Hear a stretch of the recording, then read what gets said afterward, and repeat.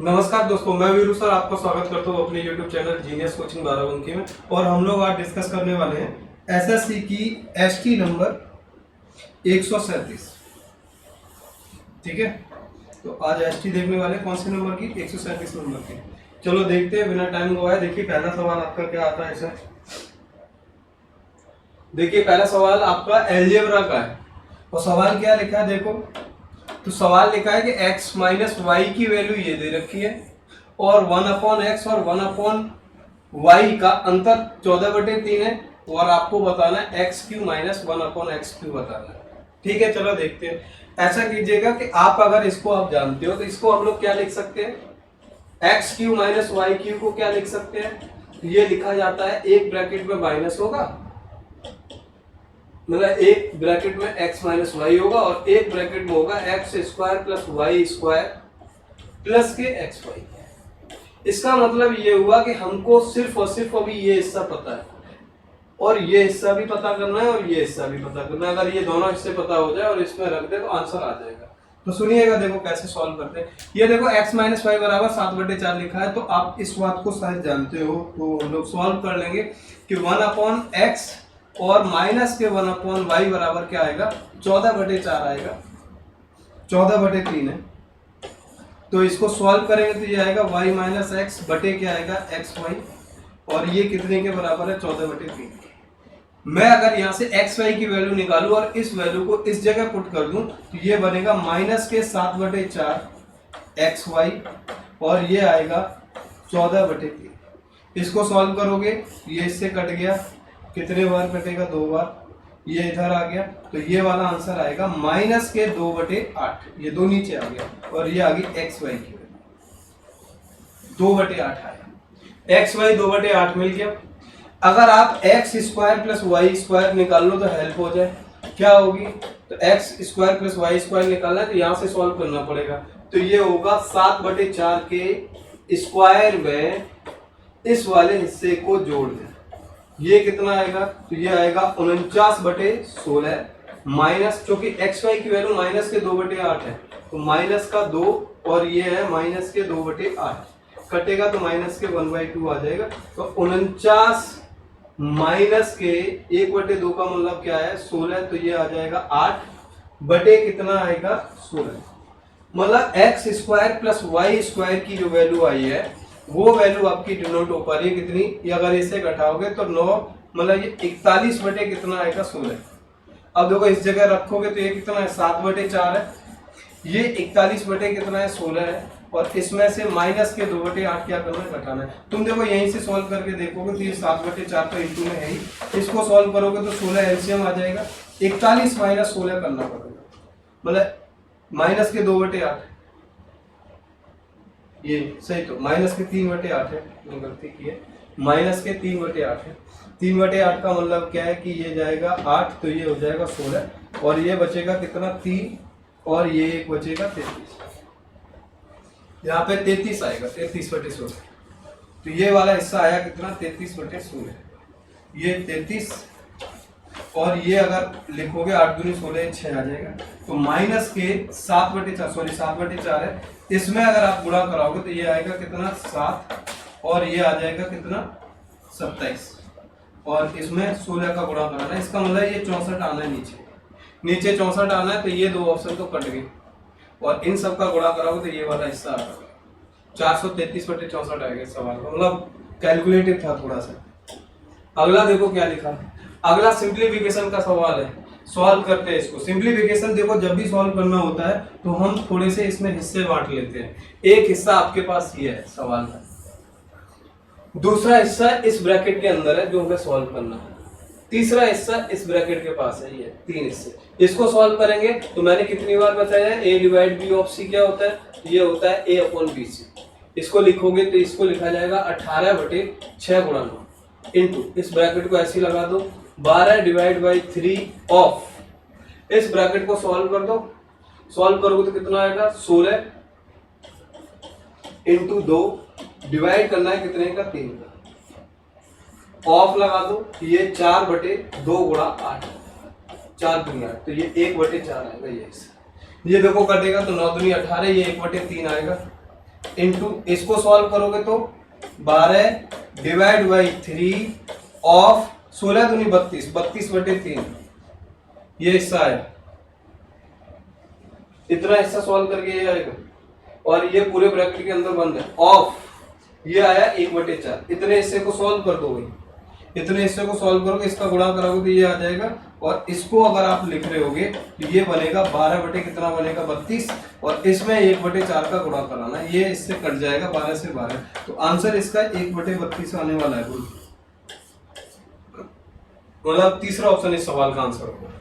तीसरा सवाल देखो क्या है, इसमें सवाल थोड़े से इस बार की कैलकुलेटिव रहे हैं। देखो क्या लिखा है, ए और सी के हिस्से 4:15 में है और ए और बी का हिस्सा किसमें 2:5 में, तो बी और सी के हिस्से का अंतर बताना है। इस सवाल को कैलकुलेट कर लेते हैं। देखो क्या होगा, पहले तो ए दोनों के पास कॉमन है तो ए बीच में रख लो और इधर बी लिख दो तो इधर सी लिख दो। ए और सी का अनुपात कितना है 4 और 15 का, ए और बी का कितना है तो 2:5 है, 2 और 5, ठीक है, मतलब ए और बी का कितना है 2 और 5। अगर इन दोनों को बैलेंस करना चाहते हो तो इधर 2 का गुणा करो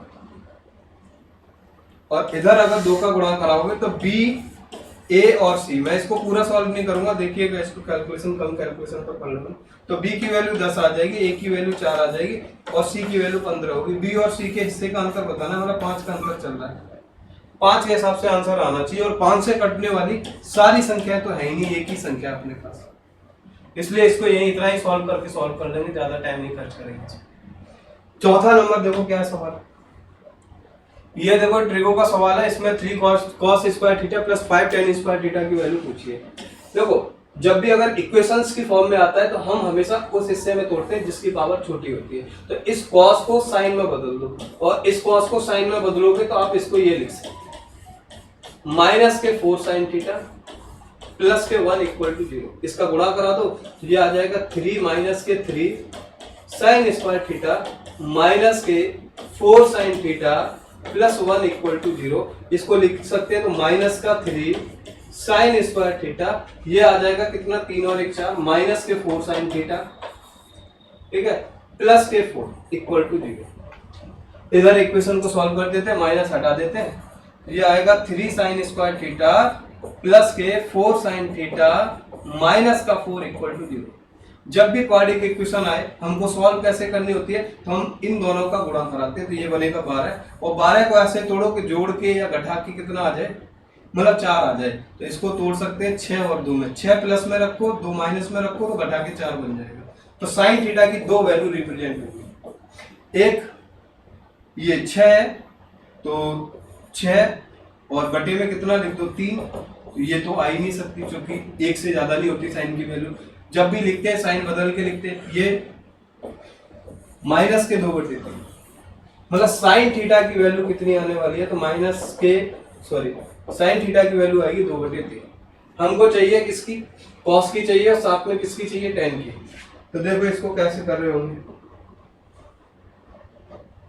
साइन के लिए ऐसा करो कि इसका ग्राफिकल बना लो, ये कितना है परपेंडिकुलर है, ये इसका क्या है हाइपोटेनियस है, तो ये कितना बनेगा √5, अगर थीटा यहाँ रखते हैं।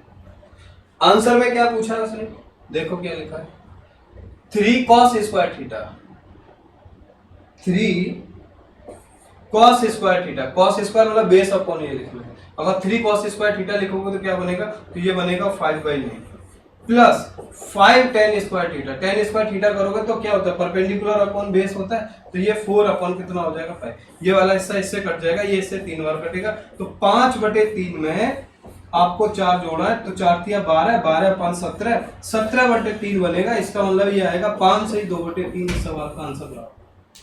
देखो ऑप्शन में होगा कहीं 5 से 2/3 आएगा इस सवाल का। अगला देखते हैं क्या, हाँ देखो ये भी कैलकुलेशन वाला ही था 5 नंबर सवाल। y% वार्षिक साधारण ब्याज की दर से x रुपए 3.5 वर्ष में इतने हो जाते हैं और 7 वर्ष में इतने हो जाते हैं, तो x और y की वैल्यू बताओ। मतलब x क्या है आपका, तो आपके x रुपए है, y क्या परसेंटेज है। अब आपके पास कुछ तो पैसा रहा होगा, पता नहीं कितना रहा है, पर वो 3.5 वर्ष में कितना हो जा रहा है, 3.5 वर्ष में आपका हो जा रहा है 8563 पॉइंट, इधर क्या हो रहा है तो इधर 7 वर्ष है सर, 7 वर्ष में हो रहा है 10,527। अब देखो गैप कितने साल का है, तो 3.5 साल का गैप। अब 3.5 साल में कितने का अंतर चल रहा है वो निकाल लो। 3.5 साल में कितने रुपए का अंतर चलेगा, तो वो चल रहा था 1963.50। मूलधन चाहिए, 3.5 साल का ये ब्याज है, 3.5 साल का ब्याज इसमें से हटा दोगे तो मूलधन आ जाएगा 8563.50 में से 1963.50 घटाओगे तो घटाने के बाद बचेगा 6600 रुपए आपका मूलधन रहा होगा। तो 6600 रहेगा, तो ये 2 ऑप्शन तो चले गए, पर अभी भी अपने पास 2 ऑप्शन है, या तो 8% होगा या 8.5% होगा। अब रेट निकालनी है, तो रेट निकालने के लिए रुपए तो पता है कितने, 6600 रुपए। अब देखो 3.5 साल का ब्याज इतना है, तो 1 साल का ब्याज कितना होगा, तो 3.5 का भाग दे दो, भाग दोगे तो 561 रुपए ब्याज का बनेगा 1 साल का। इंटू 100 करोगे तो इसकी वैल्यू अप्रोक्सीमेशन पे जब हम लोग देखेंगे तो 8.5% इसकी वैल्यू आएगी, 8 से ऊपर आएगी। 8 से ऊपर आने का मतलब 8.5%, मतलब ये वाला सी ऑप्शन इस सवाल का आंसर। 6 नंबर देखो क्या लिखा है। हाँ यार देखो ये भी कैलकुलेशन का है, पर हम इस पर टाइम बचाना चाहते हैं, देखो बचाएंगे।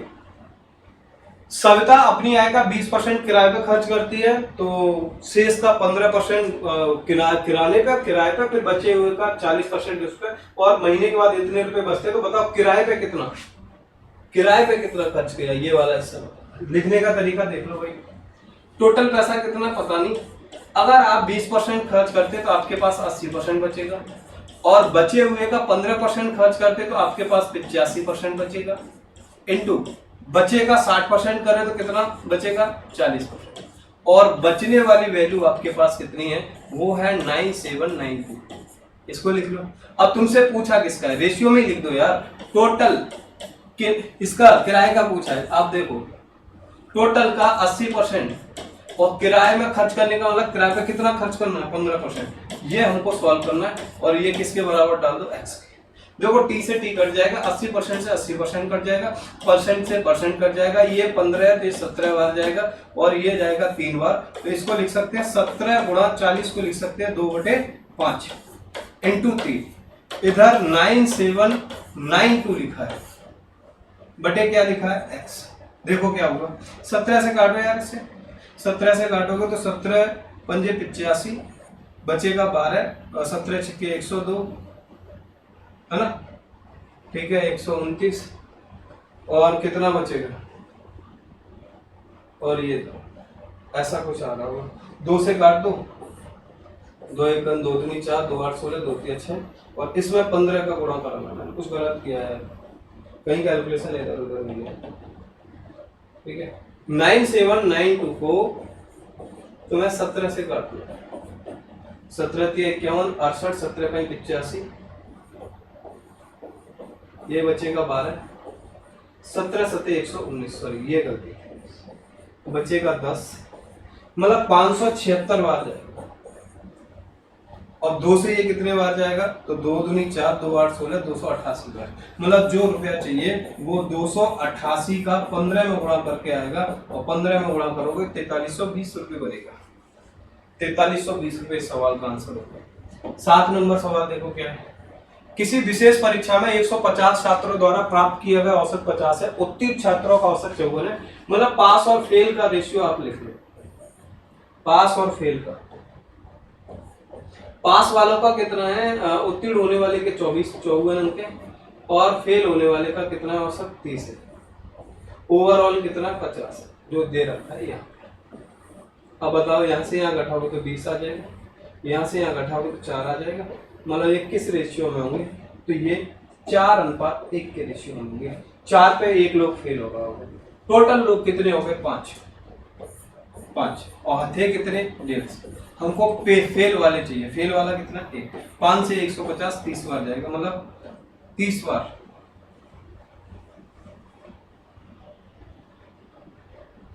अनुत्तीर्ण का औसत 30 है, हाँ टोटल कितना है, ये 54 है इनका, तो ये घटा के कितना आया 4, ये घटाया 20, 4:1 हो गया, 150 हो गया, इनका 30 आना चाहिए था आंसर यार, कुछ तो गड़बड़ है।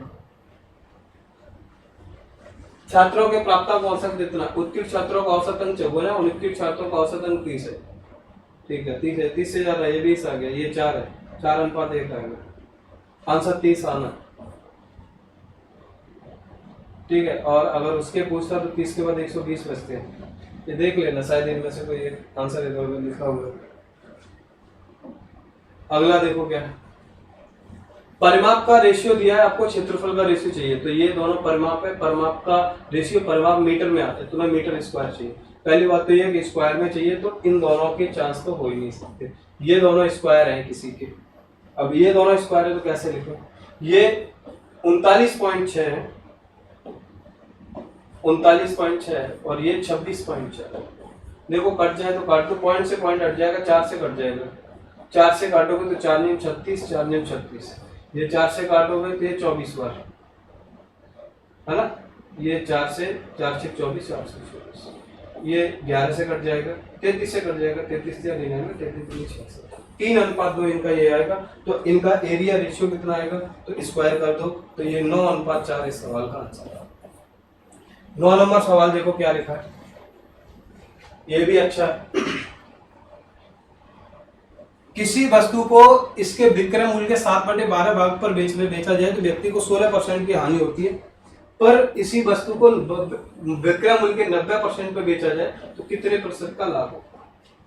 ठीक है, ऐसे लिख लो, 7/12 पे अगर आप बेचते हो तो आप बोलना चाहते हो कि हम 16% की हानि पर जाते हैं, तो इसका मतलब 84 रुपए में बेचा गया, मतलब 84% की हो।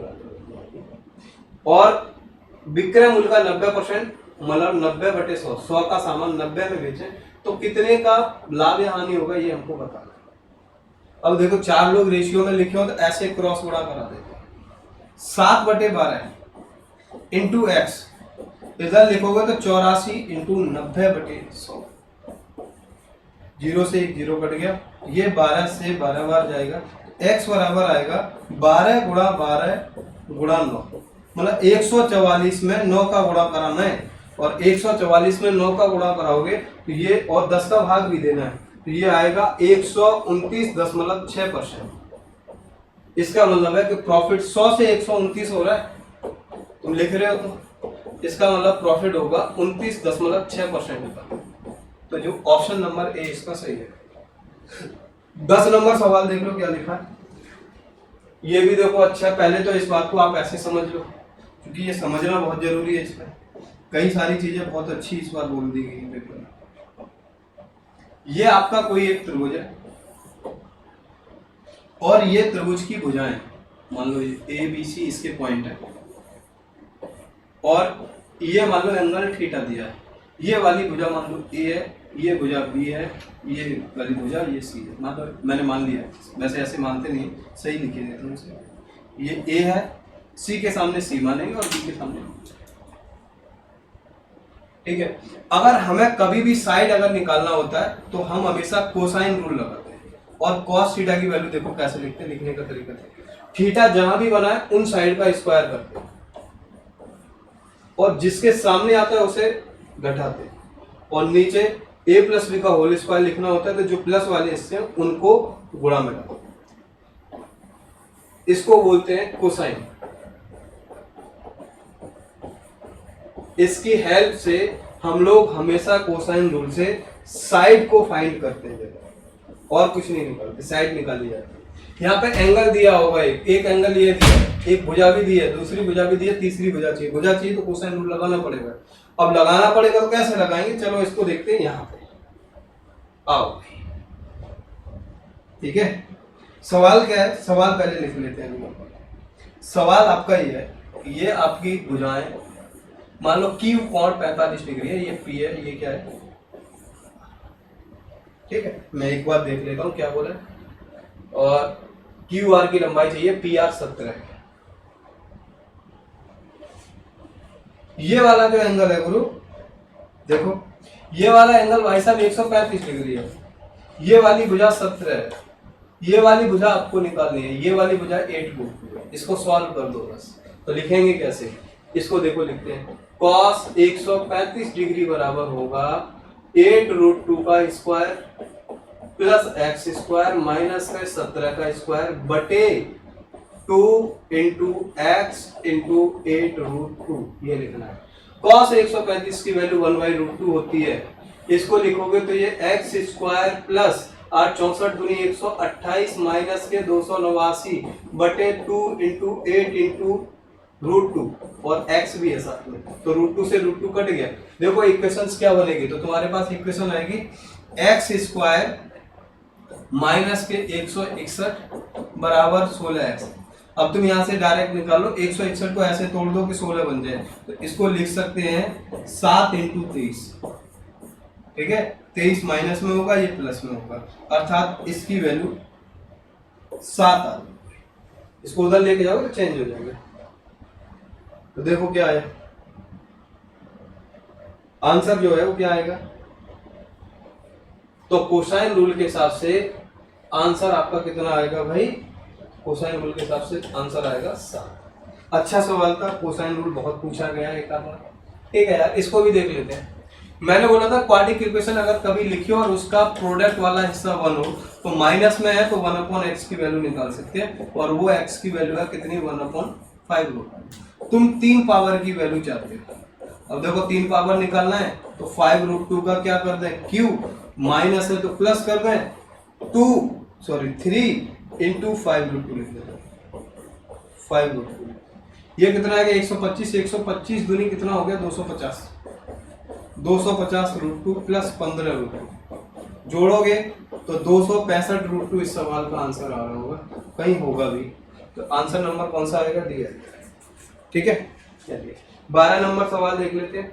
पाइप एंड टंकी का सवाल है, सिंपल सवाल है, ट्राई कर लेते हैं एक बार। क्या है, ए और बी भरी हुई टंकी को इतने मिनट में खाली कर सकते, खाली करने वाले हैं भाई दोनों, ये दोनों खाली करने वाले हैं ए और बी।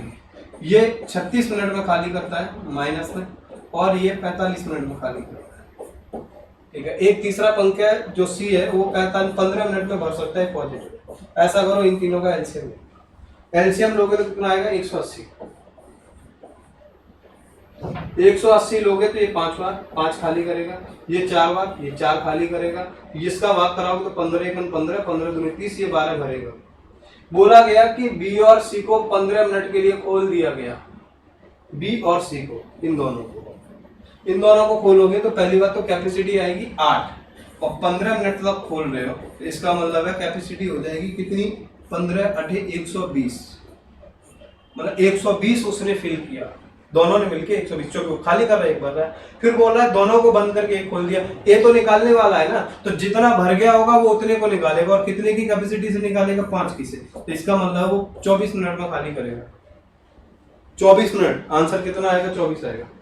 13 नंबर सवाल देखो क्या लिखा है, 2 रेलगाड़ियों की लंबाई इतनी इतनी विपरीत दिशाओं में चल रही है, एक दूसरे को कितने समय में पार करेगी। भाई साहब जब रेलगाड़ियां एक दूसरे को पार करती हैं तो वो अपने खुद की टोटल लंबाई के बराबर काम करती हैं, तो 329 में 296 जोड़ोगे तो ये 15, और 9 तो 11 1 12, और 3 2 5 और 1 6, 625 मीटर इनको दूरी चल रही है, 625 मीटर इतनी दूरी चल रही है। विपरीत दिशा में चल रही है तो चालें जुड़ जाएंगी, और दोनों चालों को जोड़ोगे तो 5 5 10, और ये कितना है 8 6 14 और 1 15, 150 किलोमीटर प्रति घंटा है। इसको मीटर पर सेकंड में चेंज कर लो तो 150 इंटू 5/18 लिखना है, तो ऊपर 18, ठीक है। जो कर सकता है काट दो यार, 5 से कट जाएगा क्या, 5 से कट जाएगा, 5 एकम 5 125 हो जाएगा शायद, ये भी 3 से कट जाएगा, 3 से कटेगा, 6 से काट दो ना, 6 18, और 6 से ये जाएगा 25, और 25 से जाएगा 25 पंजे 125। इसका मतलब इस सवाल का आंसर आएगा 15 सेकंड, इस सवाल का आंसर 15 सेकंड इस सवाल का आंसर होगा। 14 नंबर सवाल देखो क्या लिखा है, साइन थीटा बराबर ये लिखा। देखो एक बार मैं बात बता देता हूँ, लिख लो साइन थीटा की यार, पहले लिख लो फिर बात। ये आपका परपेंडिकुलर है, ये आपका हाइपोटेनियस होगा, तो अगर एंगल आप यहाँ मानते हो तो ये रूट ए बी होगा, और ये a प्लस बी है। अब तुम एक बात ध्यान कर लो, a प्लस बी और रूट ए बी लिखा है तो तीसरा हिस्सा ऑटोमेटिक a माइनस बी आता है, सॉल्व करो या मत करो, ये ध्यान रखो, काम का है थोड़ा। यहाँ से कॉस निकालोगे तो क्या होगा, बेस अपॉन परपेंडिकुलर होगा। इसका मतलब है कि a minus B upon A plus B में एक जोड़ना है और इसी a minus B upon A plus B में एक क्या करना है, घटाना है। जब इसको जोड़ोगे तो ये बनेगा 2a, मैं नीचे वाला बेस हटा दे रहा हूँ, और नीचे वाला बनेगा माइनस के 2b। तो इस सवाल का आंसर आएगा माइनस के a अपॉन बी, माइनस के a अपॉन बी 14 नंबर। ठीक है, 15 नंबर देखो क्या है। हाँ यार ये सवाल बहुत अच्छा है, 15 नंबर का सवाल देखो, ठीक सवालों में से एक, अच्छे सवालों में इसकी गिनती होती है। ठीक है, अच्छे सवालों में इसकी गिनती होती है। देखो क्या है, किसी व्रत की दो जीवाएं एबीसीडी, मैं इधर इसको लिखता हूं यार, मैं इसको जरूर आप समझिएगा, बहुत ठीक सवाल है, आया हुआ सवाल है, और थोड़ा सा फिगर बड़ा बना के बताते हैं। ये एक व्रत है और व्रत की दो जीवाएं जाके किसी पॉइंट पर जाके मिल रही, दो जीवाएं, नाम मैं लिखे देता हूँ, एक का नाम ए बी है और एक का नाम सी डी है। ये पॉइंट पी पे जाके मिल रही है। ए डी इनका एक व्यास, व्यास का मतलब है कहीं ऐसी जगह काट रहा होगा, और ये वाला एंगल आपको 30 डिग्री दिया है और ये वाला एंगल आपको कितना दिया है, वो दिया है 36 डिग्री। ठीक है, अब बोला गया आपको एंगल चाहिए C B D, C B और डी, मतलब मैं इसको रेड से क्रॉस करता हूँ, रेड से, सही नहीं बना पर ये वाला एंगल आपको चाहिए। ठीक है, चलो यार सॉल्व करते हैं इसको। तुम जानते हो कि अर्धवृत्त में बना हुआ कोण क्या होता है, समकोण। तुमको ये वाला एंगल सॉल्व करना है बस। ठीक है, तुम जानते हो अर्धवृत्त में बना हुआ कोण क्या होता है, समकोण होता है। तो तुम जानते हो ये पूरा एंगल, अगर अर्धवृत्त अगर इसने बनाया हुआ तो ये पूरा एंगल कितने डिग्री आएगा, तो 90 डिग्री होना चाहिए। अब जानते हो अगर ये एक त्रिभुज बना होगा, ए पी और डी अगर एक त्रिभुज बना होगा, तो ये इनका बाहर वाला कोण जो है, बाहर वाला कोण जो है ये आएगा कितना, 66 डिग्री। कितना आएगा बोलो, 66 डिग्री। अब देखो इधर ये दोनों का आर्क सेम है, तो ये 66 है, तो इसका इतना हिस्सा भी 66, बचा हिस्सा ये जो हमको चाहिए। इस थीटा को निकालना है तो 90 में से 66 घटा दो, जैसे ही 66 घटाओगे तो ये एंगल आ जाएगा 24 डिग्री। बहुत अच्छा सवाल है, बनाने को कई सारे तरीके, पर मुझे ऐसा लगता है कि इससे आप जल्दी बनाओगे। अगला देखो क्या, ये वाला भी सवाल अच्छा है, लैडर थ्योरम का सवाल है। लैडर थ्योरम देखो क्या है, ये अगर आपका एक राइट एंगल ट्रायंगल है और ये वाली दूरी x है, ये वाली दूरी y है, ये वाली दूरी z हो, तो z का जो स्क्वायर होता है वो x और y के गुणनफल के बराबर होता है। इसको लैडर थ्योरम कहते हैं। ठीक है, अब इसमें जो दूरियां हैं वो सब दूरियां आप देख लो, बस वो लिखनी है, बाकी का कुछ नहीं है सवाल है। B A C, B A C, A D एक लंबाई है, ए डी बी ए सी, यहाँ पे डी लंबाई। देखो क्या होगा, उसने बोला ए डी आपकी 8.4 है, ठीक है, बी डी आपकी 4.8 है, और ये वाली दूरी मान लो x है, बी डी। तुम बी डी निकाल लोगे तो बी सी भी निकाला है, क्योंकि उसमें 4.8 जोड़ना होगा। होगा क्या, 8.4 का स्क्वायर, तो 8.4 को 2 बार लिख लो, और x गुणा 4.8, पॉइंट से पॉइंट हट गया, 12 सत्ते 84, 12 चौक 48, ये इससे 21 चौक 84, 2.1 हो गया। x की वैल्यू जो आएगी वो आएगी 14.7, ये वाली वैल्यू 14.7 आ होगी। तो बताओ बीसी टोटल कितनी हो जाएगी, तो 14.7 में अगर 4.8 जोड़ोगे तो ये वाली जो दूरी आएगी वो आएगी 19.5 आएगी, जो ए ऑप्शन इस सवाल का आंसर है। ठीक है, 16 के बाद 17 नंबर देखो, ये दे दो यार, सिंपल है, तो तुमसे बंद होना चाहिए। क्या है, 125 रुपए अंकित मूल्य की एक दर्जन नोटबुक पर 20% की छूट दी जाती है। तो ऐसा करो, 125 रुपए में 12 किताबें खरीद रहे हो, 80% छूट, मतलब 20% का 80%। ठीक है, काट पीट कर दो यार, कुछ हो जाए तो 25 पंजे 125, 2500 का 100, ये इससे कितने बार, 20 बार, और इसको काटोगे 4 से तो 5 बार, और ये 4 से कटेगी 3 बार, मतलब एक पुस्तक का मूल्य आ जाएगा 25/3 रुपए। तो 75 रुपए में कितनी खरीदोगे, तो आप ये बोल सकते हैं कि 75 में 25/3 का भाग देना है। तो 3 तो ऊपर आ जाएगा, ऊपर 75 है, नीचे कितना है 25 है, 25 या 75 हो गया। इसका मतलब है कि आपकी कुल 9 नोटबुक आप खरीदोगे। 18 नंबर देख लो क्या है, 18 नंबर देखो, इसमें सिर्फ हम लोग ब्याज निकालेंगे तो आधा सवाल सॉल्व हो जाता है, वहीं उतना ही हम लोग सॉल्व भी करेंगे। ठीक है, मैं उससे ज्यादा सॉल्व नहीं करूंगा क्योंकि टाइम हम लोगों को बचा ना। 7,000 रुपये 8% वार्षिक साधारण ब्याज की दर से 2 वर्ष के लिए, और 10,000 रुपये उसी अवधि के लिए समान चक्रवृद्धि ब्याज पर दिए जाते, समान दर समान चक्रवृद्धि। तो कुल ब्याज कितना होगा और कुल धनराशि क्रमशः क्या होगी। ठीक है, तो देख लेते हैं भाई। पहले ऐसा करो, साधारण ब्याज निकाल लो। तो 7,000 का 8% 2 साल के लिए, ठीक है, गुणा कराओगे 8 दूनी 16, 16 सत्ते 112, 8 7 56, 1120 रुपये ब्याज मिलेगी 8% के हिसाब से। सीआई वाला पेमेंट कितना है, तो अमाउंट है आपके पास, प्रिंसिपल है 10,000 रुपये। ठीक है, तो पहले 10 और 7 17, ठीक है। तो तुम तो ये देखो कि पहले तो ब्याज, पहले तो कुल राशि जो है 3 जगह ये लिखी है 19,000। पहले तो राशि बाद में चाहिए तो ये ऑप्शन कट गया, एक ऑप्शन ये, इसमें राशि बाद में चाहिए तो ये वाला भी कट गया। या तो आंसर ये होगा या फिर आंसर ये होगा, पर ये पता है कि दोनों को मिला के राशि 19,784 आएगी, जो 3 बार रिपीट हुई है, हर जगह यही लिखा। ठीक है, अब देखते हैं इसको या सॉल्व करते हैं। या तो ये आंसर है या ये आंसर है, दोनों में से कोई एक होगा। पहले तो ब्याज निकाल लेते हैं, इसकी ब्याज निकालो यार कितनी होगी। तो पहली साल और दूसरी साल 8% देना, 10,000 रुपए है, इसका 8% निकालोगे तो 10,000 का 8% 2 जीरो हटाओगे तो 800 रुपये बचे, और फिर से 8% निकालोगे तो 800 तो तुम दोगे ही दोगे, और 800 का 8% 64 रुपये। देखो कितना हो गया, तो ये रुपया बन गया टोटल 1664 रुपए, और उधर कितना बना था 1120 रुपए। इसका मतलब 4872 2784 रुपये ब्याज चाहिए, जो ऑप्शन नंबर डी है, और किसी में है ही नहीं ब्याज 2784। ये इसलिए हट गया क्योंकि यहाँ पे हमें पहले ब्याज चाहिए तो ब्याज पहले लिखिएगा ऑप्शन के हिसाब से, तो डी ऑप्शन इस सवाल का आंसर।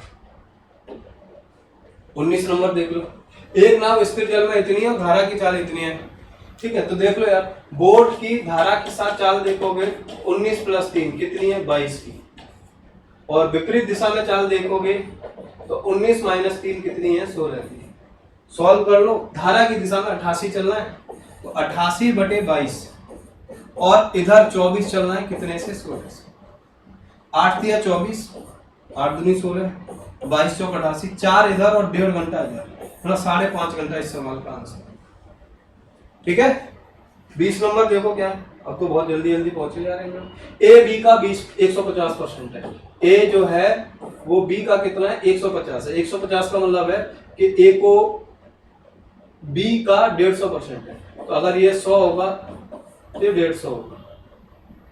ठीक है, और बी जो है वो सी का 40% है, तो ये अगर 100 होगा ये 40 होगा। पहले तो रेशियो कट पिट जाए तो काट दो, ये कुछ कटेंगे तो 3 और 2 आ जाएगा, ये कटेंगे तो 2 और कितना आ जाएगा 5 आ जाएगा। अरे देख लो यार, दोबारा लिखो, ऐसे लिख लो यार, 150% लिखा है तो 150 तुम 100 लिखोगे तो 3:2 होगा। अब 40% लिखोगे तो 40% आता है 2/5, अगर ये 5 होगा तो ये 2 होगा। दोनों जगह बी की वैल्यू सेम है, तो ए बी सी का मान जो आना चाहिए वो मान आएगा कितना 3, 2 और 5।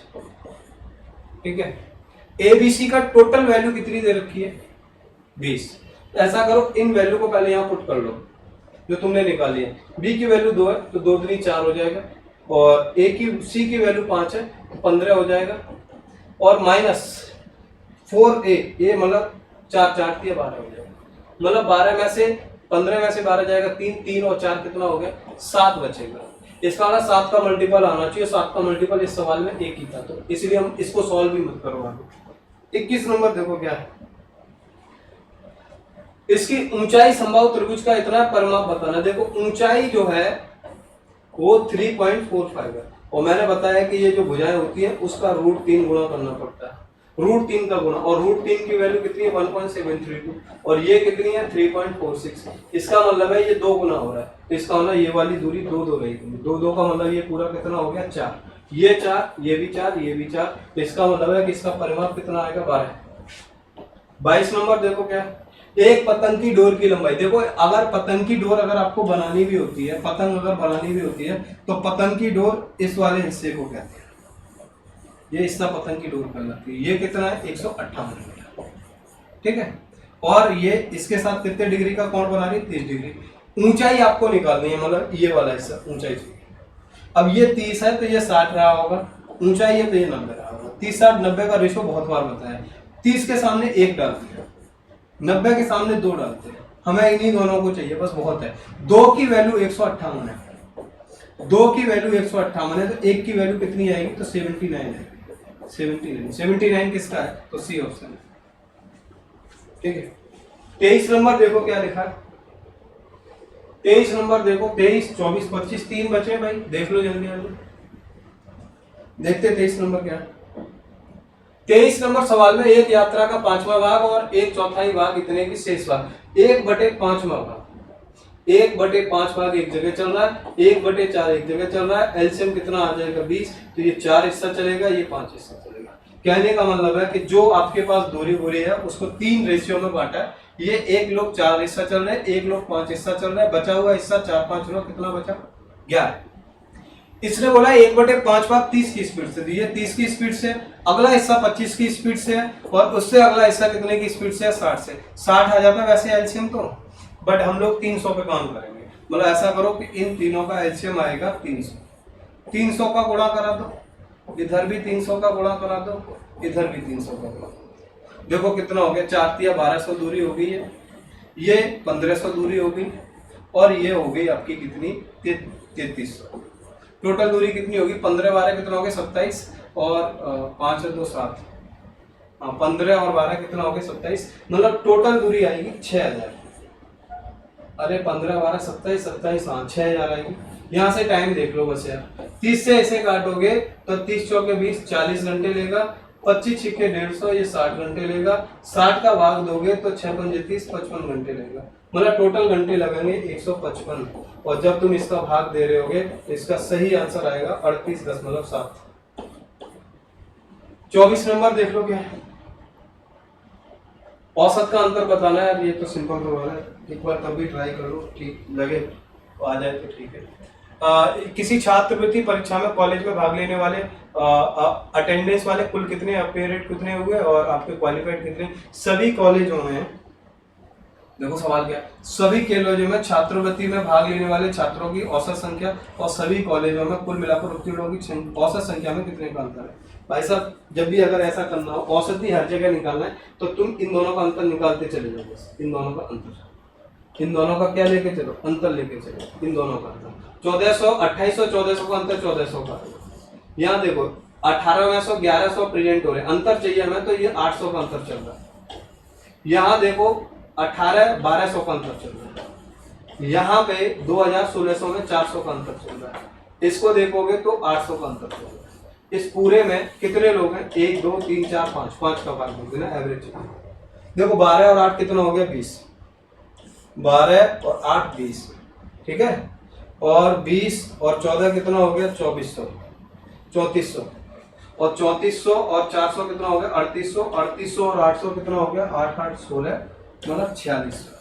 4600 में 5 का भाग देना, 5 ने 45, 5 और 10, 920 इस सवाल का आंसर होगा जो ये दिया ये ऑप्शन, ठीक है। अगर आप दोनों को अलग अलग निकालते टाइम लगेगा, उसको बचाने के लिए हम लोगों ने ऐसा किया। इधर भी देख लो क्या भाई, ये बोला एसीडी मानकी निकाय, मानकी निकाय वाला तीसरा वाला हिस्सा, ए सी और डी, ए वाला हिस्सा सी वाला हिस्सा और डी वाला हिस्सा, इसमें कितने कितने, तो एक जगह इनके 50 है, और इस जगह सी में कितने 35 है, और इस वाले हिस्से में कितने 40 है, तो ये कितना आएगा 4 5 9 3 12 125 आएगा एसीडी में। और सीडीई में व्यापारिक संख्याओं का कितना प्रतिशत है, सीडीई में व्यवसायिक हमने गलत लिख दिया, ये लिखूंगा, हटाओ इसे, हटाओ हटाओ हटाओ, ये कौन से कहाँ गए, मानविकी, मानविकी मतलब दूसरा वाला हिस्सा 70 और 82, 82 चाहिए ही नहीं हमको, चाहिए सी, सी में कितने 40 और चाहिए डी कितने 45, ये आएगा 4 4 8 मतलब 85, 85 70 155। हमको चाहिए पर सी डी ई का व्यवसायिक, सी डी ई का व्यवसायिक, सी डी ई मतलब 35 40 और 50 जोड़ जाड़ दो ग्रुप, जोड़ोगे तो कितना होगा 4 5 9 मतलब 90 9 3 12 125, कितना प्रतिशत है ये निकालना है। तो 155 में 125 का भाग देना है इंटू 100 करना है, 25 चौका 100, 25 पंजे 125, 5 से काट दो तो 31 बार और आंसर आ जाएगा 124%, जो ऑप्शन नंबर कौन सा है डी। देख लेना इस वाली एचटीएमएल सारे सवाल, एक आदि को छोड़ दो, ये सारे सवाल सही लिखे गए, ठीक है। तो देख लेना, जो सवाल आपको अच्छे लगे कहीं नोट कर लेना, ठीक है भाई, मिलते हैं नेक्स्ट सेशन में।